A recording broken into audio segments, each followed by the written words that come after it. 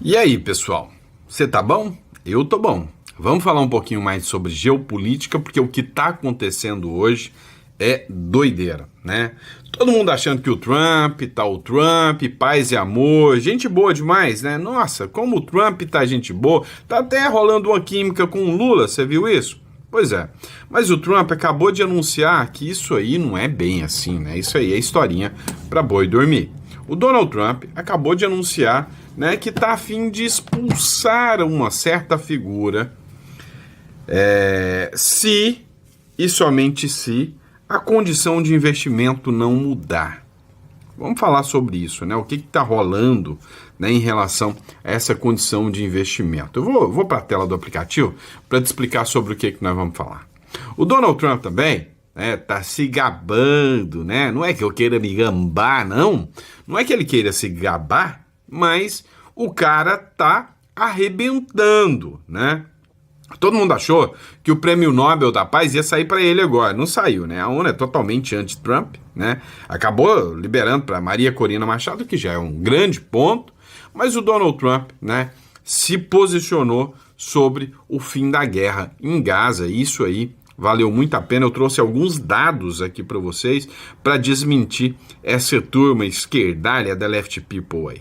O menino Nicolas Ferreira fez de novo outro daqueles vídeos top, né?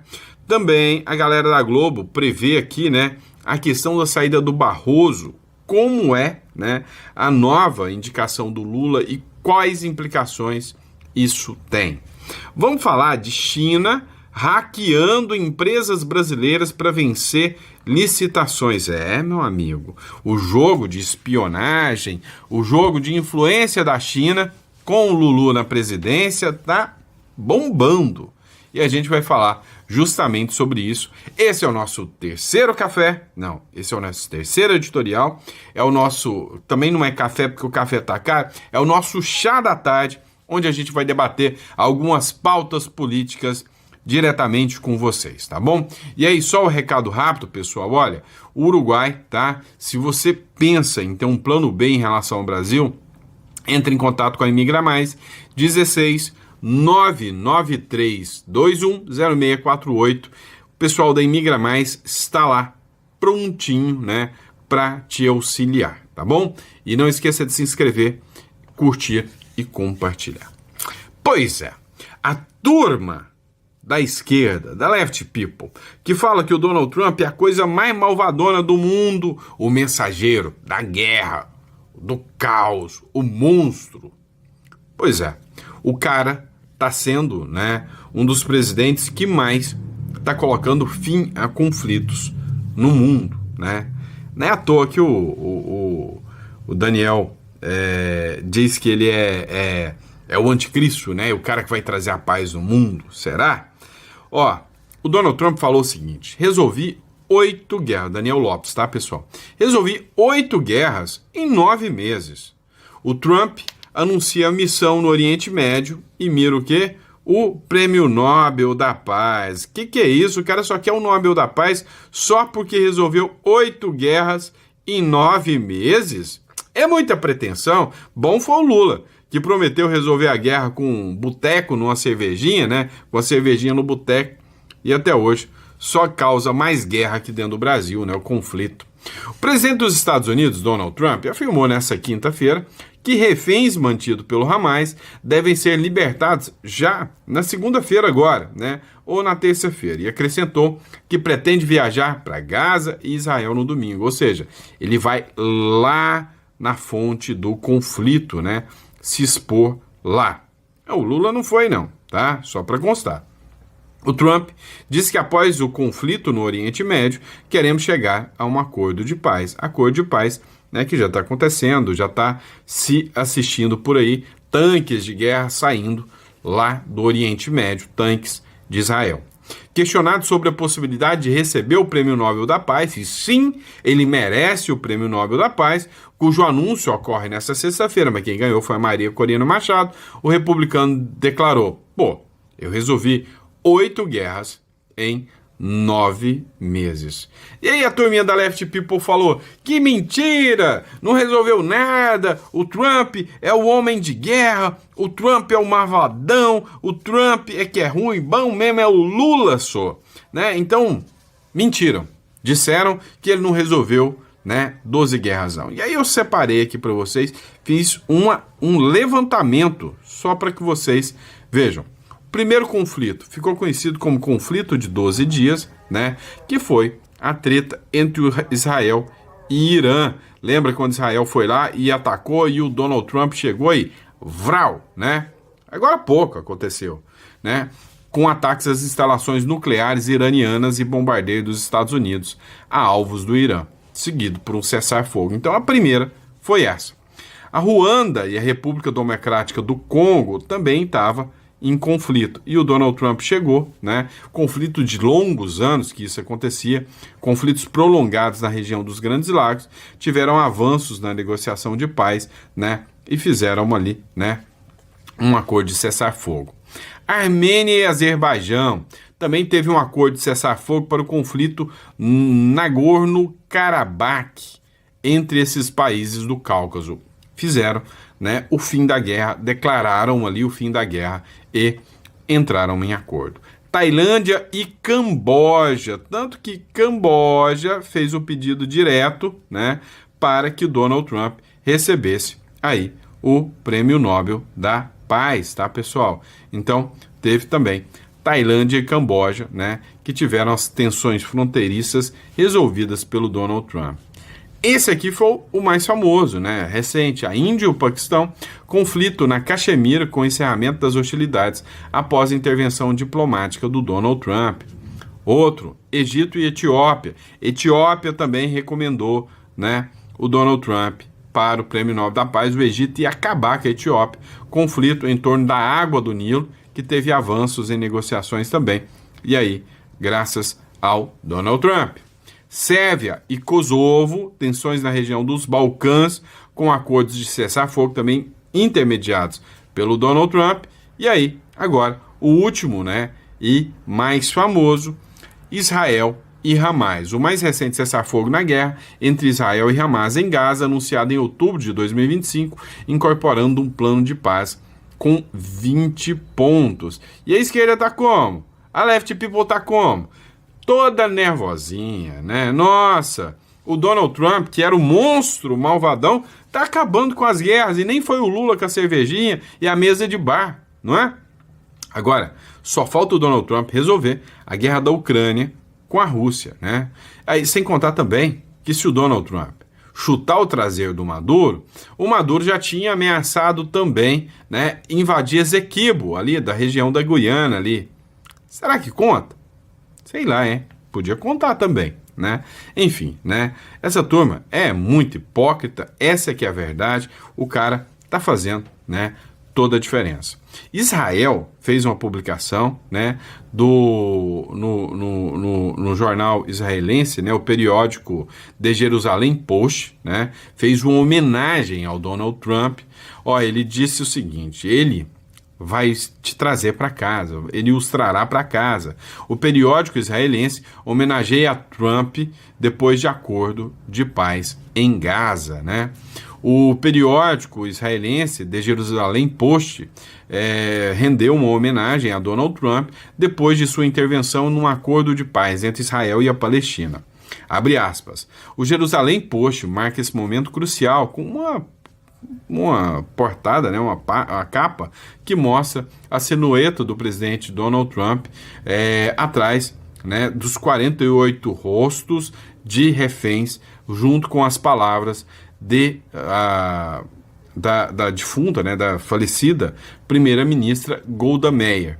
Talvez seja pronto toda a vida para dizer depois da guerra, porque estamos vivendo um alto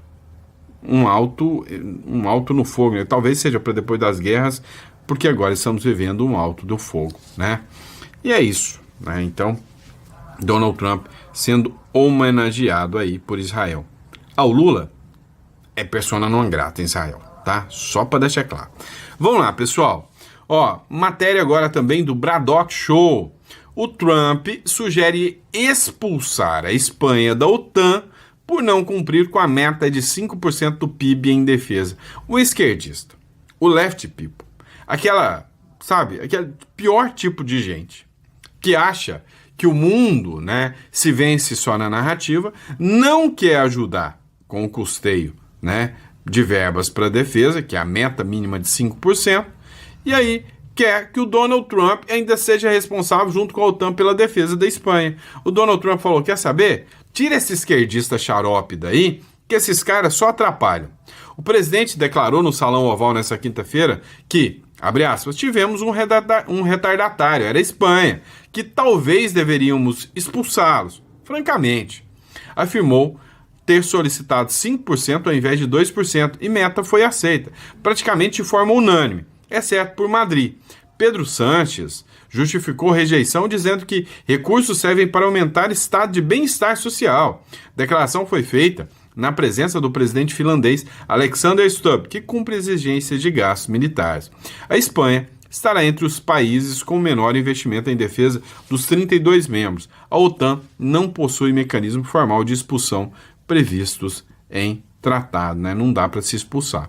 Mas a verdade é que quando a gente fala desse tal de estado de bem-estar comum, né, isso só aconteceu depois da Segunda Guerra, quando foi feito um tratado de paz dos Estados Unidos. Os Estados Unidos falou, não, vamos lá, deixa comigo, eu vou bancar, né, as despesas aí com guerra, né? Pode deixar que eu vou proteger vocês, fiquem tranquilos, invistam aí no seu welfare state, né? No seu estado de bem-estar comum, melhore a vida dos seus cidadãos, melhore aí as condições, e aí se rolar uma guerra, nós vamos fazer o tratado da OTAN aqui, do Atlântico Norte, mexeu com todos.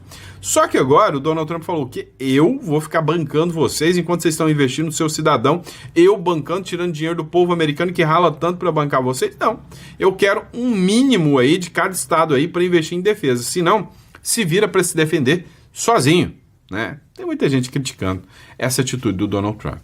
Mas agora, ó, eu vi, né, essa matéria aqui, ó, do Pace in English, que eu achei muito, mas muito interessante. E aí eu queria que você, né, prestasse atenção nas falas dele aqui. A Europa vai cair nos próximos 100 anos. E sim, isso não é mentira. Vocês, né, que estão me assistindo agora, muitos ainda vão ver isso na história. Eu disse que hoje você não precisa mais colocar soldados nas ruas quando você quer derrubar o seu inimigo no longo ou médio prazo. Como que você faz isso? O sistema de imigração é um deles. Hoje, a Europa está se tornando amplamente muçulmana. Amplamente. Hoje, se rolar uma guerra dentro da Europa, da França, por exemplo, se a França, né, se algum Estado muçulmano resolver atacar a França vai ser bombardeada de dentro pelos cidadãos franceses muçulmanos. Simples assim. Os franceses vão ser eliminados. São os franceses que vão se lascar. Quer outro exemplo? Implemente a ideologia woke. Faça com que os homens, os soldados, os guerreiros do país inimigo se tornem afeminados, se tornem fracos, se tornem figuras que não conseguem defender o seu exército como homens de guerra. É simples assim. Aí você resolve, né, o problema do exército do outro país. Eu quero que você assista esse vídeo aqui e diga se não faz 100% de sentido dizer que a Europa está próxima do fim. Ele falou 100 anos. Eu falo 40. Em 40 anos, a Europa já não vai ser nada daquilo que você já ouviu. Deixa eu ver se eu consigo colocar aqui. Tá abrindo aqui, mas dá para colocar.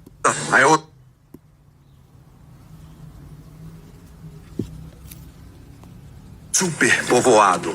Na real, a gente tá subpovoado. Ontem, por exemplo, Peraí, pessoal, vou colocar aqui de novo. Quem sabe faz ao vivo, né? Bora lá. A Europa vai cair nos próximos 100 anos. E não, eu não acho que o mundo está superpovoado. Na real, a gente está subpovoado. Para uma civilização se manter, você precisa ter uma taxa de fertilidade de 2,1 de cada mulher. Preste atenção, 2,1 de cada mulher. Conseguiu manter uma taxa de 1,9 de fertilização por mulher. E quando chega a 1,3, acabou. Já era cultura. Chega a ser impossível reverter. Agora, olha a situação da Europa. França, 1,8. Inglaterra, 1,6. Grécia, 1,3. Já era. Alemanha, 1,3. Já era. Itália, 1,2. Acabou. Espanha, 1,1. Agora vamos fazer um cálculo bem rápido aqui comigo. Na França, a taxa de fertilização dos muçulmanos é de 8,1. Nas grandes cidades francesas, 45% das pessoas com menos de 21 anos são muçulmanas. Seguindo nesse ritmo, em 40 anos, a França vai se tornar uma república islâmica. O mundo, como a gente conhece, está mudando. E é uma mudança irreversível. E o mais impressionante, vamos estar vivos para ver que isso vai virar. A Europa... Simples assim, né? Ou seja, a Europa hoje, né, a taxa de natalidade da Europa está muito aquém da taxa dos imigrantes que lá estão, tá? E se continuar da forma que está, a Europa vai ser eliminada, né? Já falam que Portugal é um estado, né? É a Guiana portuguesa do Brasil, é um estado brasileiro, né? Que os brasileiros já tomaram conta, né? E os portugueses ficam pistola com isso, né? Você que vive em Portugal aí também assistindo, você já deve saber, né? Dessa condição aí, dessa situação, né? Mas vamos lá, pessoal. Olha isso aqui, matéria da Globo News, né? Olha só, Malu Gaspar, jornalista, publicou o seguinte: a sanção dos Estados Unidos influenciaram a decisão de Barroso de antecipar a aposentadoria. Analisam Camarote, Manu e Ana. E, ele tinha dito que não, foi desmentido pela turma da Globo? Olha só. Destaque da fala do Barroso, sem dúvida, Natuza, é em relação ao agradecimento que ele faz no Brasil.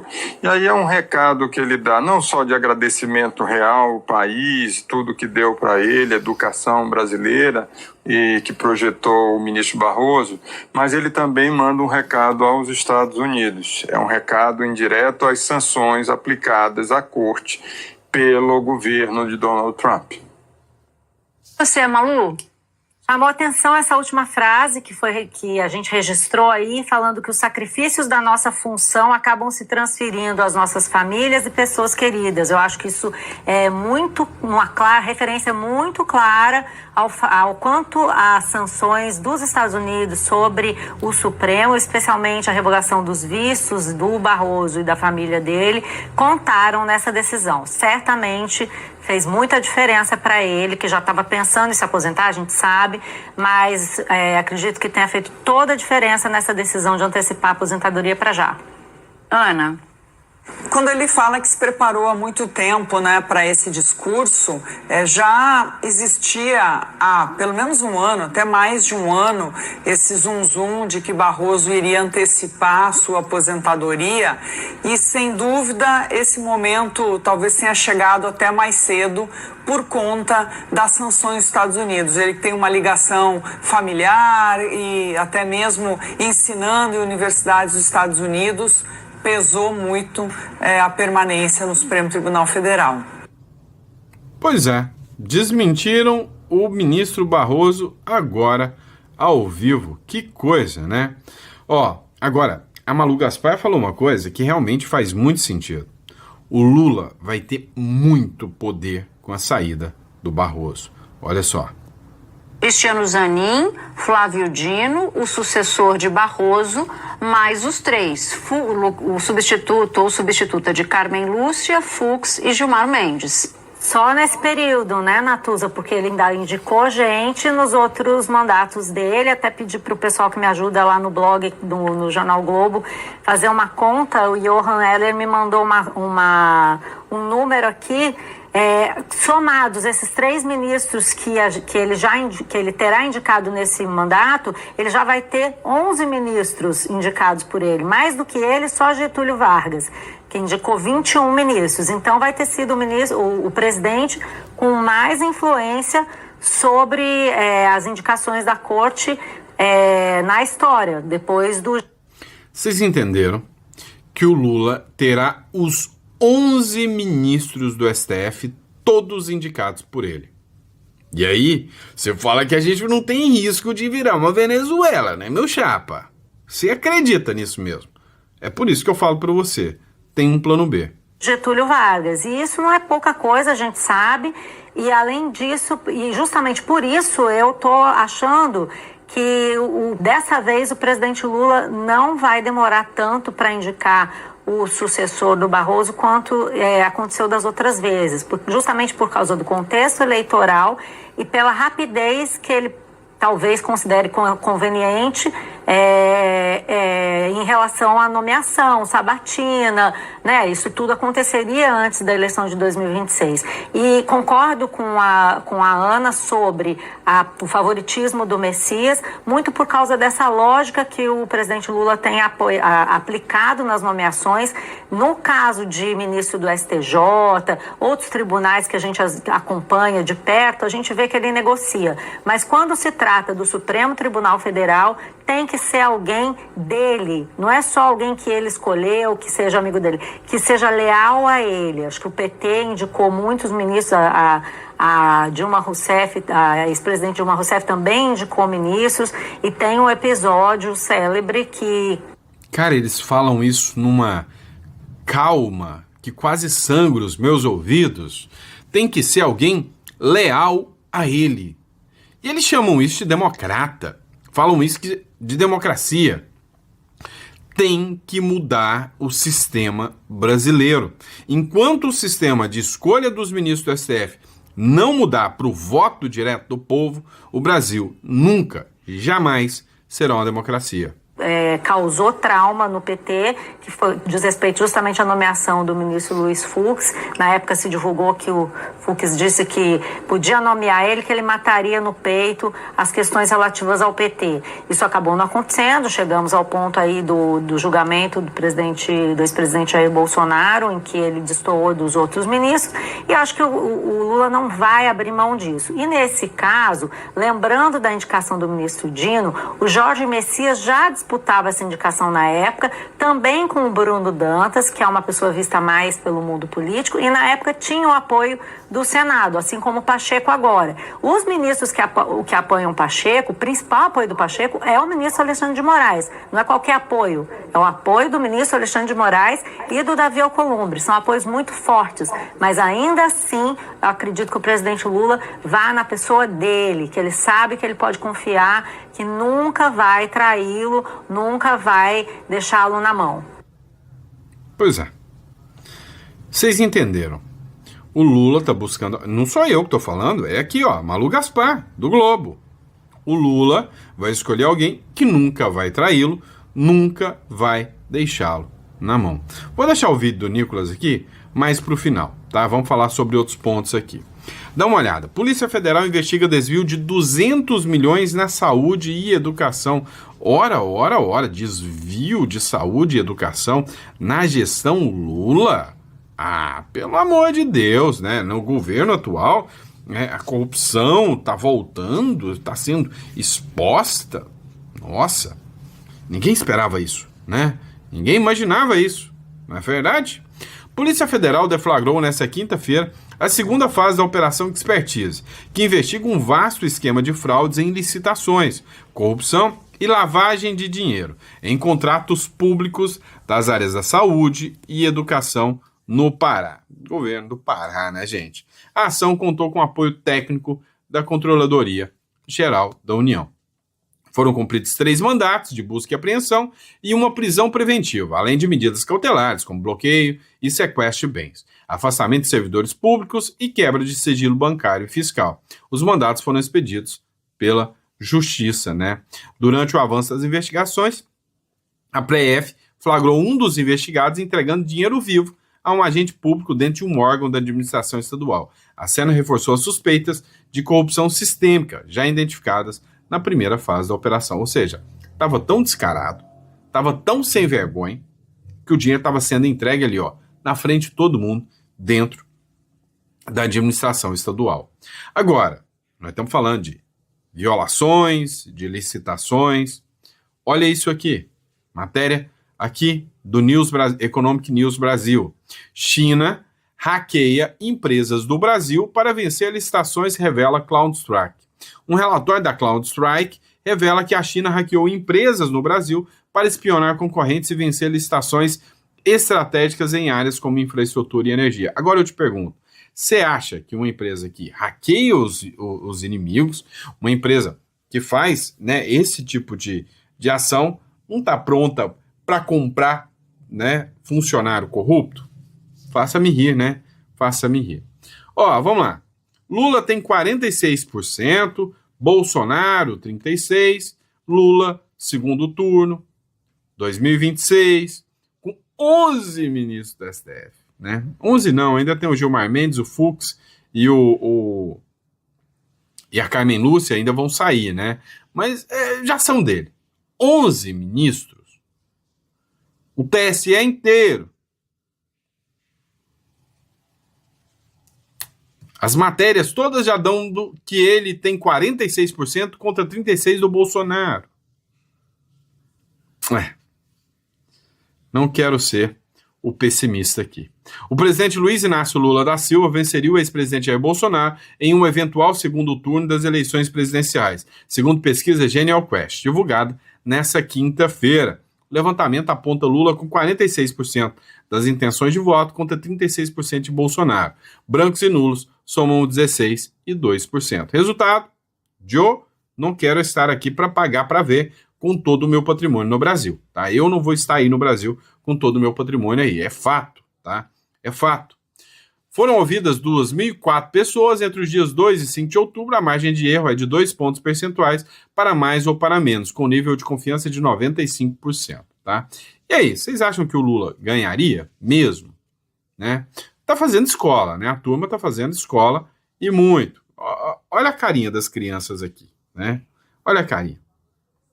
Brasileiros vão à Coreia do Norte para celebrar partido de Kim Jong-un. Olha aqui que é isso, né? Onde que os caras vão celebrar? Kim Jong-un, né?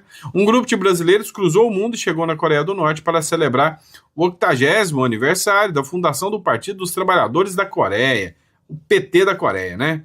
Sigla do líder do país, Kim Jong-un. A informação foi divulgada pela mídia estatal norte-coreana. Então, hoje o Lula já tem bons professores, né? Ótimas escolas para ele seguir, né? Aqui, né? Vocês sabem que o partido aqui é o Partido dos Trabalhadores, né? De onde? Da Coreia do Norte. Então, tem muito, né, para ele aprender. A delegação brasileira, composta por 5 integrantes, chegou à Coreia do Norte na última terça-feira. Eles fazem parte do Instituto Paektu, organização brasileira voltada para estudos sobre o país, comandado por Kim Jong-un, né? Eles estudam a Coreia do Norte, tá certo. E acham que é bom, tá? Em uma publicação no Instagram, a organização brasileira revelou ter participado de uma apresentação na capital da Coreia do Norte, Pyongyang, né? Com direito a discurso de Kim Jong-un. Tá certo, então. Vamos lá, pessoal. Já que a gente tá falando nesse assunto, vamos falar do Moraes agora? Moraes destituiu advogados de ex-assessores de Bolsonaro e aciona a DPU. Isso aqui, né, os advogados estão achando isso aqui um cúmulo do absurdo, né? O Brasil já é cada coisa, né, que a gente precisa ver. O cara vai lá e destitui o advogado dos outros e ainda ameaçou, né, punir os advogados com litigância de má-fé. O ministro do Supremo Tribunal Federal, Alexandre de Moraes, determinou que a destituição dos advogados dos réus Marcelo Câmara e Felipe Martins. Ambos integram o núcleo 2 da suposta trama golpista e, conforme despacho de Moraes, deverão passar a ser representados por Defensoria Pública. Os dois são ex-assessores do presidente Bolsonaro.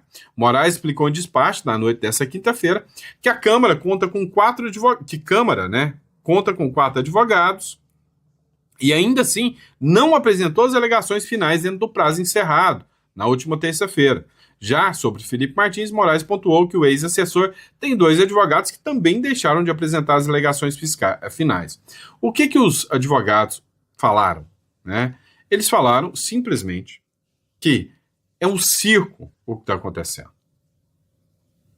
Que aquilo ali já tem as sentenças prontas e eles não vão perder o tempo apresentando alegações finais, uma vez que a sentença já está pronta.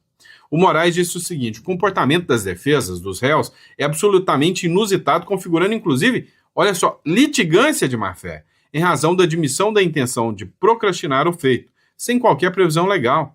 Ué, qualquer previsão legal? O advogado apresenta ou não, se ele quiser ou não. O Metrópolis entrou em contato com os advogados Eduardo Contes, que representava Marcelo Câmara, e Jeffrey Chiquini, responsável pela defesa de Felipe Martins. O espaço segue aberto para manifestações. Então, já que segue aberto, anota aqui que eu peguei a fala do Jeffrey Chiquini para trazer para vocês. Nota oficial da defesa do Felipe Martins. Gravo esse vídeo a todo o Brasil, a toda a imprensa brasileira, em nome da defesa de Felipe Martins. Eu estou no meio de um tribunal do júri. Estou de beca ainda, porque advogado sou, e recebo agora a notícia de que o ministro relator da farsa da trama golpista, Alexandre de Moraes, me destituiu da defesa de Felipe Martins. A mim e o meu colega advogado, Dr. Ricardo. Alexandre de Moraes nos excluiu, nos tirou da defesa. Isso é mais uma decisão arbitrária. Então, primeiro, a quem ainda acha que estamos em uma democracia, fica aqui o registro de que em democracias isso não acontece. Quem decide quem será o seu advogado é o acusado. Agora, a imprensa, cuidado, está sendo veiculada informação inverídica. Nós não perdemos o prazo de alegações finais. O despacho do ministro relator é que a defesa teria abusado do poder defensivo. Em democracias, essa acusação não existe. Não há como abusar do poder defensivo. Uma defesa eficaz, efetiva, faz parte do exercício democrático no Estado democrático de direito. E em respeito ao devido processo legal, nós não perdemos o prazo de alegações finais. Pelo contrário, por culpa da acusação, a PGR, que trouxe novos elementos aos autos, violando a lei, violando o devido processo legal, nós apenas juntamos uma petição antes do término do prazo e pedimos a suspensão do prazo das alegações finais, ou então que nos concedessem mais prazos e o desentranhamento desses elementos. Poderia muito bem o ministro decidir da seguinte forma: não concedo mais prazo à defesa, cumpra o prazo já estabelecido. Não, pelo contrário, fez vistas grossas às ilegalidades da PGR, porque deveria ter decidido por tirar esses documentos que a PGR trouxe. Veja, terminou a instrução, terminou o prazo para a oitiva das testemunhas, terminou a fase para ouvir testemunhas. Você não pode trazer novos elementos. A PGR, após o término da instrução, Felipe já havia sido interrogado, trouxe novos elementos, ou seja, isso viola o devido processo legal, porque não há como exercer contraditório e ampla defesa. O que diz a jurisprudência? Nesse caso, o magistrado tem que retirar esses elementos do processo porque não há como exercer uma ampla defesa. Nós peticionamos dizendo, queremos que esses elementos sejam retirados. Caso outro seja entendimento, nos dê mais prazo para apresentar as alegações finais. O ministro, então, decide da seguinte forma: a defesa perdeu o prazo, o que não é verdade, ainda não terminou o nosso prazo e tirou os advogados, intimando a Defensoria Pública para que venha a defender o Felipe Martins. Isso é aberrante. Primeiro, o ministro trouxe uma jurisprudência de 1956.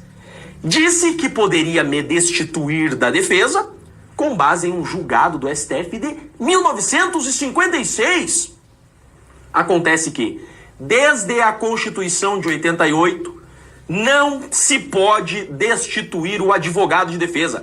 É o réu que decide quem é o seu advogado. Poderia, em caso muito excepcional, o relator, o ministro Alexandre de Moraes, mandar intimar pessoalmente o Felipe Martins para que o Felipe Martins, no prazo de 10 dias, indicasse nova defesa. Ainda assim, seria muito autoritário. Então, venho publicamente, no meio de um júri, estou no tribunal do júri defendendo um acusado, venho aqui me manifestar publicamente, oficialmente, desse excesso de acusação, dessa arbitrariedade realizada por esse relator que não tem direito de escolher quem vai defender o acusado. Agora, eu digo para vocês enquanto Jeffrey, será mesmo que não há um objetivo contra mim por trás disso? Será que não há uma finalidade às escuras de me tirar desse processo enquanto advogado? Por que quer me tirar desse processo? Eu estou incomodando alguma arbitrariedade? Eu estou defendendo demais? Eu estou atrapalhando algo? Eu estou atrapalhando alguma acusação? Eu estou atrapalhando algum jogo? Exigir o devido processo legal é minha obrigação enquanto advogado. Deixa eu deixar bem claro a todo o Brasil. Tenho orgulho dessa beca aqui visto.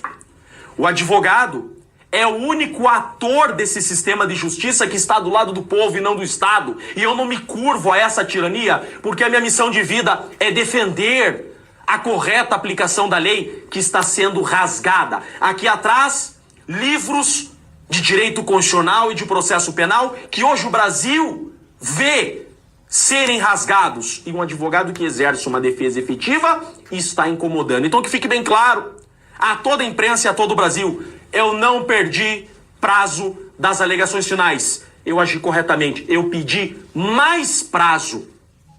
Poderia o ministro ter negado e eu apresentava as alegações finais, que já estão prontas e tem mais de 350 páginas a rebater todas as ilegalidades e todos os abusos dessa acusação totalitária, injusta contra esse inocente. Fica aqui minha nota pública, já estamos preparando o recurso e vamos a órgãos internacionais com toda a certeza, porque esse processo já não pode ser assim chamado há muito tempo. Eu sou o Jeffrey Chiquini, eu sou advogado criminalista, OAB Paraná 65371 e falo em nome da defesa de um injustiçado. Pois é. Eis a questão, né? Eis a questão. Enfim, né, hoje, né, no direito, a gente sinceramente, né, fica assustado com o que é exposto, tá? Ó, o vídeo passou um pouquinho do time, tá, pessoal? Recado rápido para vocês aqui, ó, 16993210648, você vai entrar em contato e falar com a Imigra Mais, você vai expor ali, né, solicitar a consulta, e na consulta você vai expor suas necessidades. Você quer proteger o seu patrimônio, quer se defender, né, desse, sabe, manicômio jurídico aqui do Brasil, né, dessa perseguição que acontece no Brasil. É isso aqui que você vai fazer. Você vai entrar em contato com a Imigra Mais e vai falar aí com a nossa equipe, tá bom? Grande abraço, fiquem com Deus e até o próximo editorial.